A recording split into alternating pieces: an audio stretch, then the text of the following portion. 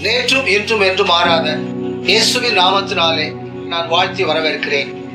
இந்த நாளிலே கர்த்தருடைய வருகை நேரத்திலே நமக்கு கிடைக்கக்கூடிய ஆசீர்வாதமாக அழியாமை என்ற தலைப்பிலே நான் உங்களோடு பேசும்படியாக இருக்கிறேன்.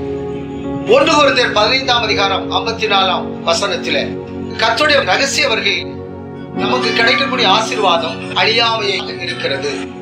அழியுள்ளதாகிது அழியாமையை தரித்துக் கொள்ளும் போது மரணம் ஜெயமாக விழுங்கப்படும் என்ற வார்த்தை நிறைவேறும் என்று பவுல் சொல்கிறார். இயேசு கிறிஸ்துடைய 2ஆம் வருகையின் ரகசிய பகுதியிலே நமக்கு கிடைக்கக்கூடிய ஆசீர்வாதம் அழியாமை. இந்த அழியாமை ஏதேன் தோட்டத்திலே ஆதாமுக்கு ஏவாளுக்கும் கொடுக்கப்பட்ட 7 ஆசீர்வாதங்களில் ஒன்று அழியாமை. ஆதாமுக்கு ஏவாளுக்கும் தேவன் கொடுத்த அழியாமை என்பது என்ன என்றால், அவர்களுக்கு முதுமை வயோதிபம் என்பது இல்லை. அவர்கள் அங்கு சோர்வோ களைப்போ விலகினமோ வியாதியோ இல்லாதபடி அவருடைய சரீரம் எந்த காலகட்டத்திலும் அழிவதில்லை என்ற 7 ஆசீர்வாதத்தின் ஒரு பகுதியாக இருந்தார்கள். ஆனால் அவர்கள் ஏதேன் தோட்டத்தை விட்டு வெளியே வந்த பின்பு, நீ மண்ணா இருக்காய், மண்ணுக்கே திரும்புவாய் என்று தேவன் சொல்லிவிட்டார். அதுதான் அவர்களுக்குள்ளே கொண்டு வரக்கூடிய அழிவு. ஆத்துமா அழிவதில்லை, ஆனால் அவருடைய சரீர பகுதியாகிய மண்ணினால் உண்டாக்கப்பட்ட சரீரம் மண்ணா இருக்காய், மண்ணுக்கே திரும்புவாய் என்றால் அந்த சரீரம் அழிவுக்குரிய ஒரு அனுபவமாக மாறிவிட்டது. இதை குறித்து நாம் கற்றுக்கொள்ள வேண்டும் என்றால், மண்ணினாலே மனிதனை உண்டாக்கி அது மனிதன் என்ற ஒரு அனுபவமாகவும், அவனுக்குள்ளே தேவன் தம்முடைய ஜீவ சுவாசத்தை நாசியில் ஊதினபடினால் அவன் ஜீவ ஆத்மாவானான் என்று சொல்லப்பட்டிருக்கிறது. அதுதான் ஆதாம் என்ற பெயராக அழைக்கப்படுகிறது. மண்ணினாலே உருவாக்கப்பட்டவன் மனிதன் என்ற பெயரிலே அழைக்கப்படுகிறான். ஆகவே இதை 1 கொரிந்தியர் 15ஆம் அதிகாரம் 45ஆம் வசனத்திலும் 47ஆம் வசனத்திலும் பவுல் அதை நமக்கு தெளிவாக விளக்கி காட்டுகிறார். முந்தின ஆதாம் ஜீவ ஆத்மாவாக இருக்கிறார். பிந்தின ஆதாம் உயிர்ப்பிக்கக்கூடிய ஆவியானவராக இருக்கிறார். முந்தின மனிதன் பூமியில் உண்டான மண்ணானவர். 2ஆம் மனிதன் வானத்தில் இறங்கி வந்த கர்த்தர். பரிசுத்த ஆவியானவரை ஆதாமுக்கு ஒப்பிட்டு பேசுகிறார். இயேசு கிறிஸ்துவை அங்கு பூமியில் உண்டான மனிதனுக்கு ஒப்பிட்டு பேசுகிறார் பவுல். ஆகவே மண்ணினாலே உண்டாக்கப்பட்டவர் மனிதன் என்றும், அவர் நாசியிலே ஊதின ஜீவ ஆத்மா என்பது ஆதாம் என்றும் 2 பகுதியாக நாம் விளங்கிக் கொள்ள முடியும். இந்த ஆதாம் என்ற ஆத்மா அழியாமை என்ற அனுபவத்திலே இருக்கிறது. பாவம் செய்கிற ஆத்மா சாகும். பாவத்தின் சம்பளம் மரணம். ஆனால் அதற்கு அழிவு என்பது இல்லை. மண்ணினாலே உண்டாக்கப்பட்ட சரீரம் என்ற பகுதி, நீ மண்ணா இருக்காய், மண்ணுக்கே திரும்புவாய் என்று சொல்லிவிட்டார். கர்த்தராகிய இயேசு கிறிஸ்துவின் காலகட்டம் வரைக்கும் ஆதாமின் சந்ததியார் அனைவரும் அழிவு என்ற அனுபவத்தை சரீரத்திலே பெற்றுக் கொண்டார்கள். அழியாமை என்பது இந்த சரீரத்தை நாம் திரும்ப மீட்டுக் கொள்வதாக இருக்கிறது. ஆத்மாவை எப்படி நாம் மீட்டுக் கொள்கிறோமோ, ஆத்மாவுக்கு எப்படி மீட்பு கிடைக்கிறதோ, அதுபோல நம்முடைய சரீரத்துக்கு கூட தேவன் ஒரு மீட்பை தருகிறார். ரோமர் 8ஆம் அதிகாரம் 23ஆம் வசனத்திலே சரீர மீட்பு ஆகிய புத்திரசிகாரம் என்று எழுதப்பட்டிருக்கிறது. 4000 வருஷ காலமாக ஆதாமின் சந்ததியார் அவர்களுக்கு சரீரம் என்ற பகுதியிலே அழிவுதான் இருந்தது. நீ மண்ணா இருக்காய், மண்ணுக்கே திரும்புவாய் என்று தேவன் சொல்லிவிட்டார். சரீரத்தை அவர்களால் மீட்டுக் கொள்ள முடியவில்லை. ஆத்மாவை மீட்டுக் கொண்டார்கள் பழைய ஏற்பாட்டு பரிசுத்தவான்கள். இந்த சரீரம் மண்ணா இருக்காய், மண்ணுக்கே திரும்புவாய் என்ற அழிவுக்குரிய பகுதியாக மாறிவிட்டது. அதை விளங்கிக் கொள்ளும்படியாக சாமுவேல் தீர்க்கதரிசியை அஞ்சனமாக்குற ஸ்திரீ அவள் வெளியே கொண்டு வருகிறாள். சாமுவேலுடைய சரீரம் மண்ணாய் போய்விட்டது, சரீரம் அழிவுக்கு போய்விட்டது. ஆனால் சாமுவேலுடைய ஆத்மா பாதாளத்திலே உயர்ந்த இடத்திலே இளைப்பாறி கொண்டிருக்கிற காலகட்டத்தில் சாமுவேலை அஞ்சனமாக்குற ஸ்திரீ சவுலுக்கு முன்பாக வெளியே கொண்டு வருகிறாள். இது சாமுவேலுடைய ஆத்மா என்ற இடத்திலே இருக்கக்கூடிய சாயலும் ரூபமாக இருக்கிறது. சாமுவேலுடைய சரீரத்தை அஞ்சனமாக்குற ஸ்திரீ வெளியே கொண்டு வர முடியவில்லை, அது அழிந்து போய்விட்டது. ஆனால் சாமுவேலுடைய ஆத்மா என்ற பகுதி அது உயர்ந்த பாதாளத்தில் இளைப்பாறி கொண்டிருக்கிறபடினால் அதை திரும்ப அஞ்சனமாகுற ஸ்திரீ சவுலுக்குள்ளே கொண்டு வருகிறார். ஆனால் சவுலுடைய வாழ்க்கையை பற்றி சாமுவேல் சொல்லும் போது, சவுலுடைய ஆத்மா அது சாகும் என்று சொல்லப்பட்டிருக்கிறது. அது அழியாது, ஆக்கினைக்குள்ளாக தண்டனைக்குள்ளாக போகப்படுகிறது. ஆனால் சாமுவேலுடைய ஆத்மா ஒரு இளைப்பாறுதலுக்குள் இருக்கிறது. என்னை தாழ்ந்த பாதாளத்திலிருந்து தப்புவித்தீர் என்று தாவீது சொல்லுகிறார். ஆபிரகாமின் வழியிலே அனைவரும் இளைப்பாறி கொண்டிருக்கிறார்கள். லாசர் இளைப்பாறி கொண்டிருக்கிறான், சாமுவேல் இளைப்பாறி கொண்டிருக்கிறான், தாவீது இளைப்பாறி கொண்டிருக்கிறான். எங்களை தாழ்ந்த பாதாளத்திலிருந்து தப்புவித்தீர் என்று சொல்லப்பட்டிருக்கு. அவர்கள் பழைய ஏற்பாட்டு நிலையிலே இந்த உயர்ந்த பாதாளமாகிய ஆபிரகாமின் மடியில் இருப்பது நம்முடைய ஆத்துமா பெற்ற ரட்சிப்பை காட்டுகிறது. பாவம் செய்கிற ஆத்துமா சாகும்.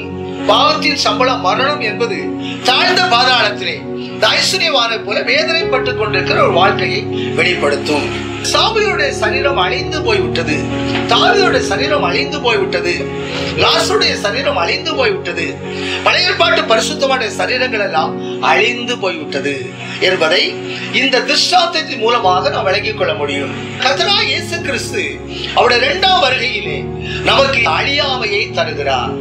அதுதான் சரீர மீட்பு என்று சொல்லப்பட்டிருக்கிறது.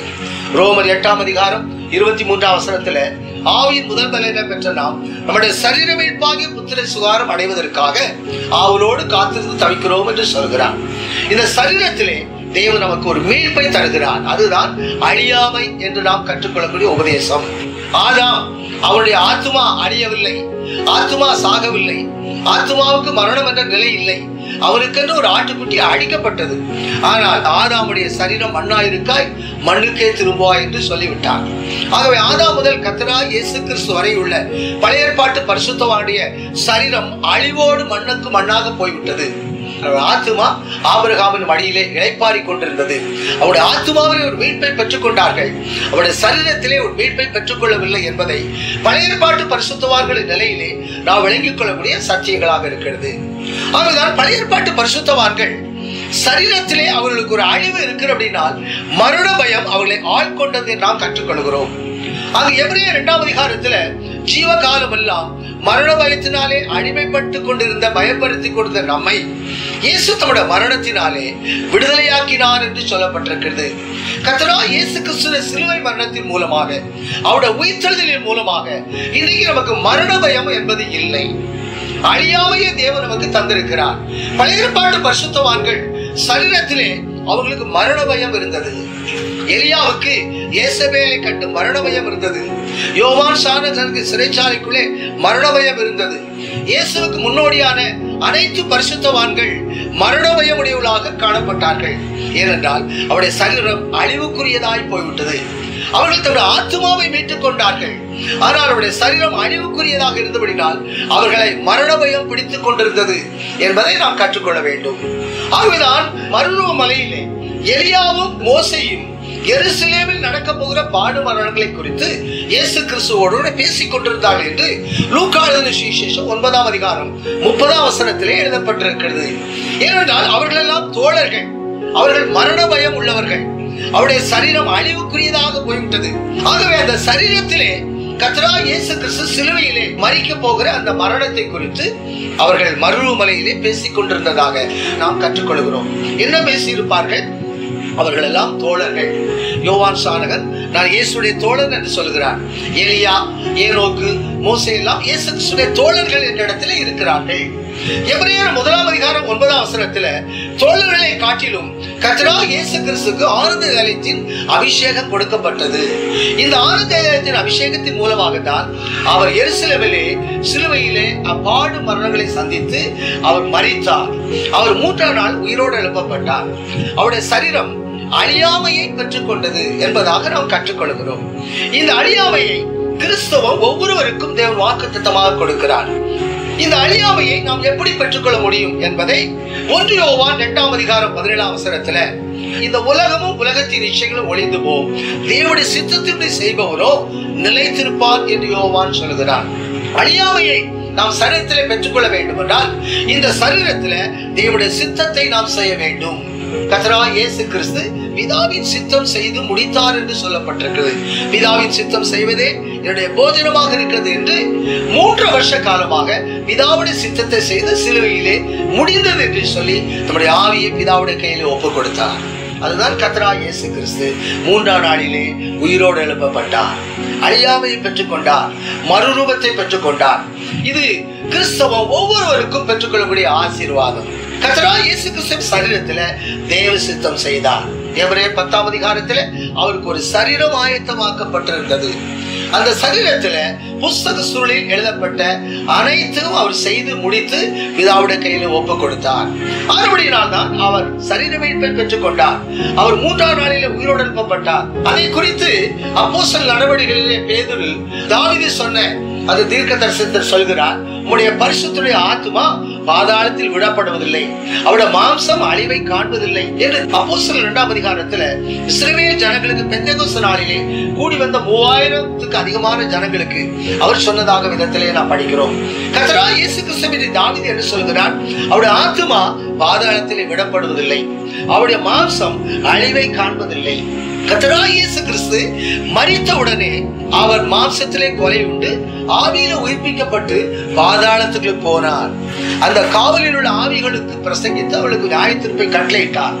ஆபிரகாமின் மடியிருந்த சிறைப்பட்டவர்களை சிறையாக்கி உன்னதத்துக்கு ஏறினார் என்று சொல்லப்பட்டிருக்கிறது. ஆகவே இயேசு கிறிஸ்து ஜீவனை விட்ட நேரத்திலே பழைய ஏற்பாட்டு பரிசுத்தவான்கள் கல்லறைகள் திறவுண்டன என்று சொல்லப்பட்டிருக்கிறது. அவர்களுக்கு அப்பொழுதுதான் ஆத்துமாவிலே ஒரு மீட்பு கிடைக்கிறது. அவர்கள் உயர்ந்த பாதாளத்துல சிறைப்பட்டு இருந்தார்கள். சிறைப்பட்டவர்களை சிறையாக்கி உன்னதத்துக்கு ஏறினார் என்று சொல்லப்பட்டிருக்கிறது. இன்றைக்கு என்னுடைய கூட பரதேசில் இருப்பாய் என்ற வலது பக்கத்தில் உள்ள கள்ளனுக்கு ஆண்டவர் சொன்ன வாக்கு தத்தம் பழைய ஏற்பாட்டு பரிசுத்தவான்கள் ஒவ்வொருவருக்குரியதாக இருக்கிறது. அவர்கள் சரீரத்திலே ஒரு மீட்பை பெற்றுக் கொள்ளாவிட்டாலும் அவர்கள் ஆபிரகாமின் மடியில அவருடைய ஆத்துமா இளைப்பாடி கொண்டிருந்தது. 1 யோவான் 2ஆம் அதிகாரத்துல இந்த உலகமும் உலகத்தின் இச்சைகளும் ஒளிந்து போய்விடும், தேவனுடைய சித்தத்திற்கு செய்பவனோ நிலைத்திருப்பான், அவருடைய சரீரம் மீட்கப்படும், அவருடைய சரீரம் அழியாமை பெற்றுக் கொள்ளும் என்று யோவான் சொல்கிறான். இந்த தேவனுடைய சித்தம் செய்வதை குறித்து நாம் கற்றுக்கொள்ள வேண்டும். உலகம் என்ற வார்த்தைக்கு 3 அர்த்த வேதாகமத்தில் கொடுக்கப்பட்டிருக்கிறது.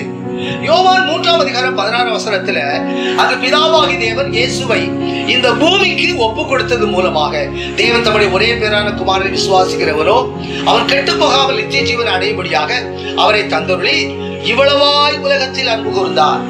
இங்கு உலகம் என்ற வார்த்தை உலகத்தில் இருக்கிற ஒவ்வொரு மனிதன் மேலும் பிதாவாகி தேவன் அன்பு கூர்ந்தார் என்ற கருத்தை கொண்டு வருகிறது. இது உலகம் என்ற வார்த்தை உலகத்தில் இருக்கக்கூடிய மனுமக்களை குறிக்கிறது. இரண்டாவதாக இந்த உலகம் என்ற வார்த்தை உலகத்தை உண்டாக்கின சிருஷ்டிப்பை குறிக்கிறது. தேவன் அந்த உலகத்தை சிருஷ்டித்தார், அதற்கு உலகம் என்ற வார்த்தை கொடுக்கப்பட்டிருக்கிறது. மூன்றாவதாக இந்த பிசாசினால் உண்டாக்கப்பட்ட உலகம் என்பது உலகமும் அதனுடைய இச்சையும் என்று சொல்லப்பட்டிருக்கிறது. கண்களின் இச்சை, மாம்சத்தின் இச்சை, ஜீவனத்தின் பெருமை. இது தேவனால் உண்டானது அல்ல, பிசாசினால் உண்டானது. இது உலகம் என்ற வார்த்தையிலே இச்சை என்று சொல்லப்படும். உலகமும் அதனுடைய இச்சையும் ஒளிந்து போகும். இதை குறித்து இயேசு சொல்லுகிறார், இந்த உலகத்தின் அதிபதி என்னிடத்தில் வருகிறான், அவனுக்கு என்னிடத்தில் ஒன்றுமில்லை. அந்த 40 நாள் உபவாச நாளில இந்த உலகத்தின் அதிபதியாகி அந்த பிசாசு கண்களின் இச்சை, மாம்சத்தின் இச்சை, ஜீவனத்தின் பெருமை, இந்த 3 சோதனையும் இயேசுவுக்கு கொண்டு வந்தார். கல்லை அப்பமாக சாப்பிடும் என்று சொல்கிறார், மேலே இருந்து தாழ குதியும் என்று சொல்கிறார், நீர் இதை வணைந்து கொண்டால் இந்த உலகத்தை தருவேன் என்று சொல்கிறார். ஆகவே இந்த உலகத்தின் அதிபதி இந்த உலகத்திலே உண்டான கண்களின் இச்சை, மாம்சத்தின் இச்சை, ஜீவனத்தின் பெருமை 3ஐயும் சோதனையாக இயேசு கொண்டு வரும்போது இயேசு சொன்னார், இந்த உலகத்தின் அதிபதி என்னிடத்தில் வருகிறான், அவனுக்கு என்னிடத்தில் ஒன்றுமில்லை. ஆகவே இந்த உலகம் என்ற 3 அனுபவத்தையும் ஆண்டவராகிய இயேசு கிறிஸ்து ஜெயித்தார். இந்த உலகம் என்ற இந்த 3 அனுபவத்தையும் நாம் ஜெயிக்க வேண்டும். அப்போதுதான் உலகம் இல்லை என்ற இடத்திலே நாம் இருப்போம். அதற்கு பின்புதான் நாம் தேவனுடைய சித்தத்தை செய்ய முடியும். ஆபிரகாமோடு லோத்து இருந்திருந்தால் தேவ சித்தம் செய்திருக்கலாம். ஆபிரகாம் தேவனுடைய சித்தம் செய்வதற்கு நிழலாட்டமான ஒரு உபதேசமாக இருக்கிறது.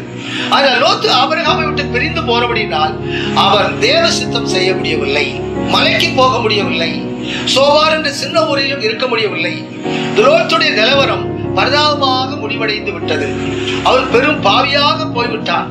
அவன் சோதோகுமாரா பட்டணத்தில் நீதிமானாக வாழ்ந்தாலும் அவனுடைய பின்னிலைமை பரிதாபமாக முடிவடைந்து விட்டது. காரணம் என்ன? அவன் தேவனுடைய சித்தம் செய்ய முடியவில்லை. ஆபிரகாமோடு பரிபூர்ணமான சித்தத்திலும் இல்லை, மலைக்கு போகக்கூடிய பிரியமான சித்தத்திலும் இல்லை, அந்த சின்ன ஊருக்கு போகக்கூடிய நன்மையான சித்தத்திலும் இல்லை. இந்த 3 சித்தத்திலும் இந்த நீதிமானாகி லோத்து இல்லாதபடினால் படும் பாவியாக போய்விட்டான் என்று சரித்திரத்திலே நாம் கற்றுக்கொள்கிறோம். ரோமர் 12ஆம் அதிகாரம் 2ஆம் வசனத்திலே நன்மையான சித்தம், பிரியமான சித்தம், பரிபூர்ணமான சித்தம். ஆகவே லோத்து ஒரு நீதிமான் தான். சோதோகுமாரா பட்டணத்துக்குள் நீதிமானாக வாழ்ந்தால் அவன் தேவனுடைய சித்தத்துக்குள்ளே அவர் இல்லை. நன்மையான சித்தமும் செய்ய முடியவில்லை, பிரியமான சித்தமும் செய்ய முடியவில்லை, பரிபூர்ணமான சித்தமும் செய்ய முடியவில்லை. ரோமர் 12ஆம் அதிகாரத்தில் நம்மை ஜீவ பலியாக ஒப்புக் கொடுக்கும் போது இதய புத்தி உள்ள ஆராதனை, நன்மையான சித்தம், பிரியமான சித்தம், பரிபூரணமான சித்தத்தை ஆபிரகாம் செய்தான் என்று நிழலாட்டமாக நாம் கற்றுக்கொள்கிறோம். ஆகவேதான் ஈசாக்கை பலி செலுத்தி அவனை திரும்ப உயிரோடே பெற்றுக்கொண்டான். அது நாம் அழியாமை பெற்றுக்கொள்வதற்கு நிழலாட்டமான ஒரு சத்தியம். ஆபிரகாமுடைய வாழ்க்கையிலே இந்த அழியாமையை உண்மையாக பெற்றுக்கொள்ள முடியவில்லை. அது நிழலாட்டமான ஒரு சத்தியம், ஒப்பனையான ஒரு சத்தியமாக இருக்கிறது. ஈசாக்கை அவன் பலி செலுத்தி அவன் திரும்ப பாவனையாக உயிரோடை பெற்றுக் கொண்டான் என்று எபிரேயர் 11ஆம் அதிகாரம் 18-19 வசனத்திலே சொல்லப்பட்டிருக்கு. ஈசாக்கை பலி செலுத்துவதற்கு முன்பாக தேவன் தடுத்து விட்டார் என்பது ஆதியாகமம் 22 நாம் கற்றுக்கொள்கிறோம். ஆனால் எபிரேயர் 11ஆம் அதிகாரம் 18-19 அவனை பலி செலுத்தி திரும்ப பாவனையாக பெற்றுக்கொண்டான் என்று பவுல் சொல்கிறார். பரிபூரணமான சித்தம் ஆபிரகாம் செய்தபடினால் ஈசாக்கை பலி செலுத்தி திரும்ப உயிரோடையே பெற்றுக்கொண்டார். ஆகவே நம்முடைய சரீர மீட்பை நாம் பெற்றுக்கொள்ள வேண்டும் என்றால், அழியாமையை நாம் பெற்றுக்கொள்ள வேண்டும் என்றால் பரிபூரணமான சித்தம் செய்ய வேண்டும். பரிபூரணமான சித்தம் செய்யும் போது ஆபிரகாம் ஈசாக்கை எப்படி பலி செலுத்தினான்? ஒரு வேலைக்காரன் ஆபிரகாமோடு இருக்கிறான், ஒரு கழுதை ஆபிரகாமோடு இருக்கிறது, கட்டைகள் ஆபிரகாமோடு இருக்கிறது, கத்தி ஆபிரகாமோடு இருக்கிறது, நெருப்பு கூட ஆபிரகாமோடு இருக்கிறது. இது தேவனுடைய சித்தம் செய்யக்கூடிய உபகரணங்களை நாம் நிழலாட்டமாக நாம் கற்றுக்கொள்கிறோம். கழுதை என்பது தாழ்மையை வெளிப்படுத்தும், வேலைக்காரன் என்பது பணிவை வெளிப்படுத்தும், கட்டைகள் என்பது சட்டத்திட்ட ஒழுங்குகளை வெளிப்படுத்தும், கத்தி என்பது வேத வசனத்தை வெளிப்படுத்தும், நெருப்பு என்பது பரிசுத்த ஆவியானவரை வெளிப்படுத்தும். ஆகவே தேவ சித்தம் செய்துடைய உபகரணங்கள் ஆபிரகாமுடைய வாழ்க்கையிலே இந்த 5 நிழலாட்டமாக சொல்லப்பட்டிருக்கிறது. நாம் இந்த நாளிலே நம்முடைய சரீரத்திலே அழியாமையை பெற்றுக் கொள்ளும்படியாக இந்த உலகத்தின் அதிபதி என்னிடத்தில் வருகிறான், அவனுக்கு என்னிடத்தில் ஒன்றுமில்லை என்று இயேசு சொன்னது போல உலகத்தை நாம் ஜெயித்திருக்க வேண்டும்.